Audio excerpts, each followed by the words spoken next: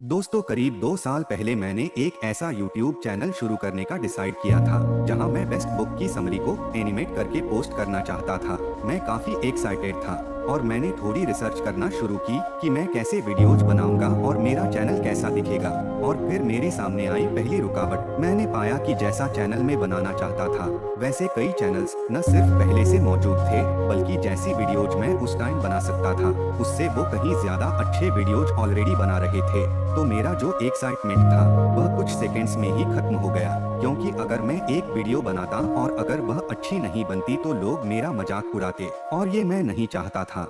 तो मैं क्या करता? दूसरा ऑप्शन ये था कि मैं वीडियो बनाऊं ही ना बनेगी वीडियो, ना मिलेंगे डिसलाइक और ना ही आएंगे नेगेटिव कमेंट्स। मैंने अभी कुछ भी नहीं किया था और मैं ऑलरेडी इतना डरा हुआ था कि मैं हार मानने के लिए तैयार बैठा था। मैं उन चैनल्स को देखता जो ऑलरेडी सक्सेसफुल थे और यही थॉट्स मेरे दिमाग में घूमते कि ये उनके लिए आसान है क्योंकि उनके पास बहुत सारा टैलेंट है। और किसी तरह से मैंने खुद को कन्विंस कर लिया कि ये लोग तो टैलेंट के साथ ही पैदा हुए हैं। ये आपको बेवकूफ़ी भरा लग रहा होगा, मैं भी मानता हूँ, लेकिन 2 साल पहले मैं 100% श्योर था कि इतनी अच्छी वीडियोज बनाने के लिए मेहनत से कुछ नहीं होता। इन लोगों में पैदाइशी टैलेंट है और मैं सोचता था कि बुक्स समरीज जो लोग बना रहे हैं वो पहले से सक्सेसफुल हैं, तो मेरे लिए कुछ बचा नहीं है इसमें, क्योंकि सक्सेस एक ऐसी चीज है जो बहुत कम लोगों को मिलती है। राइट, मैं पूरी तरह से गलत था। मुझे काफी टाइम लगा ये रियलाइज करने में और मैंने रियलाइज किया कैरल डवेक की बुक माइंडसेट पढ़कर। मैं आपको बताता हूँ कि अब अगर आज मैं 2 साल वापस पीछे जा सकता तो मैं क्या करता। मैं मेरी रिसर्च फिर से करता और उन सक्सेसफुल चैनल्स को भी ढूंढता जो ऑलरेडी ऐसी वीडियोस बना रहे थे। उनसे घबराने की जगह मैं उनसे इंस्पिरेशन लेता, यानी वो कोई दूसरे ग्रह से आए होते, एलियंस तो हैं नहीं, वह भी इंसान ही हैं। अगर वह कर सकते हैं तो मैं भी कर सकता हूँ। खुद को दबा हुआ महसूस करने की जगह में और ज्यादा एक्साइटेड हो जाता, क्योंकि मैंने मेरे लिए एक अच्छा चैलेंज ढूंढ लिया। ये पता कर लेने के बाद कि एनिमेटेड वीडियोज कैसे बनती है, मैं ये रियलाइज करता कि जितना काम मैंने पहले सोचा था उससे बहुत ज्यादा काम करना होगा। नो प्रॉब्लम, बिना हार्ड वर्क के आप कुछ भी बहुत अच्छा नहीं बना सकते और मैं जितने ज्यादा एफर्ट्स वीडियो बनाने में डालूंगा उससे मेरे स्किल्स उतनी ज्यादा बढ़ते ही जाएगी और नए स्किल्स सीखने का ये एक मजेदार तरीका होगा। मैं ये भी सोचता कि अगर एनिमेटेड बुक समरीज की एरिया में दूसरे लोग कामयाब हुए हैं तो इसका मतलब है कि एक बड़ी ऑडियंस मौजूद है जो ये वीडियो देखती है।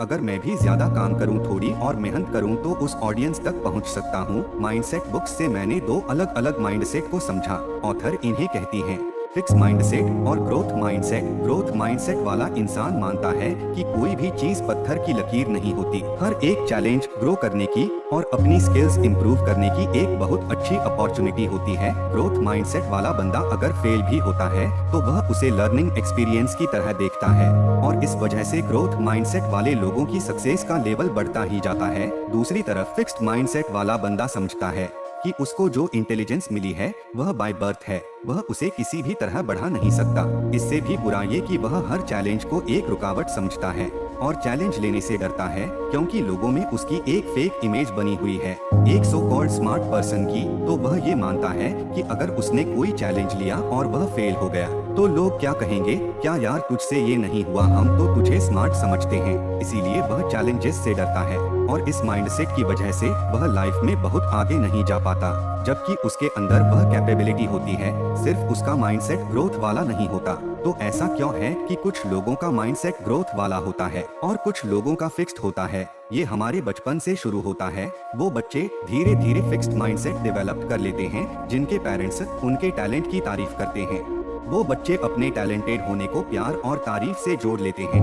वह सोचते हैं कि अगर मैं टैलेंटेड हूँ तभी मुझे प्यार और तारीफ मिलती है, तो वह ट्राई करते हैं कि वह टैलेंटेड रहें और एटलीस्ट टैलेंटेड नजर आए। वह ये सोचने लग जाते हैं कि फेल होना मतलब वह टैलेंटेड नहीं है, इसलिए वह फेलियर से डरने लगते हैं। इसीलिए वह चैलेंजेस को अवॉइड करने की पूरी कोशिश करते हैं और चैलेंजेस को अवॉइड करने से अपने फुल पोटेंशियल तक ग्रो नहीं कर पाते। दूसरी तरफ वह बच्चे जिनके पेरेंट्स और टीचर्स उनकी मेहनत की तारीफ करते हैं, उनका ग्रोथ माइंडसेट डेवलप होता है। वह प्यार और तारीफ को मेहनत से जोड़ लेते हैं कि मैं मेहनत करूंगा तो मेरी तारीफ भी होगी, मुझे प्यार भी मिलेगा। इसीलिए वह बड़े से बड़े चैलेंजेस लेते हैं। मेहनत करने से कतराते नहीं बल्कि मेहनत करना उन्हें अच्छा लगता है और अगर वह फेल भी हुए तो खुश होते हैं कि उन्हें कुछ नई चीजें सीखने को मिली। स्कूल में एनुअल्स गैदरिंग होते हैं और बच्चे उसमें परफॉर्म्स करते हैं। अब पेरेंट्स उनकी कैसी तारीफ करते हैं। मेरा बच्चा बहुत अच्छा डांस करता है, मेरी बच्ची बहुत अच्छी स्पीच देती है। पेरेंट्स यहाँ क्या भूल जाते हैं, वह बच्चे ने अच्छा डांस किया और वह बच्ची जिसने अच्छी स्पीच दी उसने स्कूल में 1 महीने डेली प्रैक्टिस की है। उस मेहनत को पेरेंट्स भूल जाते हैं। उस मेहनत की ज्यादातर पेरेंट्स तारीफ नहीं करते कि बेटा तो उन्हें बहुत मेहनत की, मुझे बहुत अच्छा लगा। जब आप उसकी मेहनत की तारीफ करोगे तो वह और ज्यादा मेहनत करने के लिए मोटिवेट होगा और उसे फेलियर का कोई डर नहीं होगा, क्योंकि उसके पास होने या अच्छा परफॉर्म करने से ज्यादा आप उसकी मेहनत की तारीफ करते हैं। इसीलिए उसका ग्रोथ माइंडसेट डेवलप होगा। सेम एटीट्यूड आपको उसकी पढ़ाई के लिए भी रखना चाहिए। अच्छे मार्क्स बुरे मार्क्स सब फालतू की बातें हैं। अपने बच्चे को उसकी मेहनत के लिए रिवॉर्ड दो, फिर देखो उसका परफॉर्मेंस कैसे इंक्रीज होता है और उसका ग्रोथ माइंडसेट डेवलप होता है। अब देखते हैं ग्रोथ माइंडसेट के पिलर्स क्या हैं और कैसे आप भी फिक्स माइंडसेट को अवॉइड कर सकते हो। फिक्स माइंडसेट वाला बंदा सोचता है कि उसकी एबिलिटी लिमिटेड है और उसका कॉन्फिडेंस इस बात पर ही डेवलप होता है, जबकि ग्रोथ माइंडसेट वाला बंदा मानता है कि उसकी कैपेबिलिटीज को वो डेवलप कर सकता है, इसीलिए उसमें सीखने की और ग्रो करने की डिजायर होती है। उसका कॉन्फिडेंस बेस्ड होता है उन चीजों पर जो उसके कंट्रोल में होती हैं। फिक्स माइंडसेट वाले लोग चैलेंजेस को अवॉइड करते हैं और आसानी से हार मान जाते हैं, क्योंकि उसमें फेल होने की पॉसिबिलिटी होती है और जिससे उन्हें लगता है कि वह फेल हो गए तो वह अच्छे नहीं दिखेंगे। ये लोग क्रिटिसिज्म को अपनी इंटेलिजेंस पर पर्सनल अटैक समझते हैं और अगर उनकी फील्ड में कोई दूसरा सक्सेसफुल होता है तो ये लोग उससे जलने लग जाते हैं। दूसरी तरफ ग्रोथ माइंडसेट वाले लोग चैलेंजेस लेने कूद जाते हैं, क्योंकि यही तरीका है नई चीजें सीखने का। वह मेहनत करने में आगे से आगे रहते हैं और क्रिटिसिज्म को अटैक नहीं समझते बल्कि सीखने और इम्प्रूव करने का जरिया समझते हैं।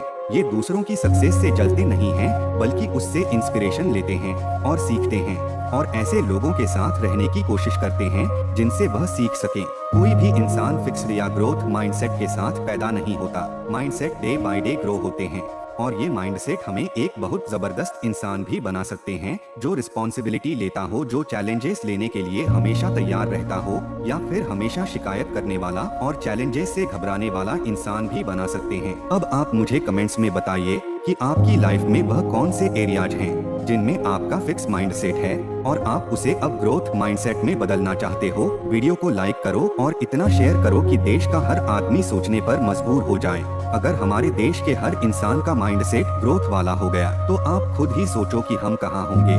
तो इस वीडियो को हर जगह शेयर करो। Thank you for watching.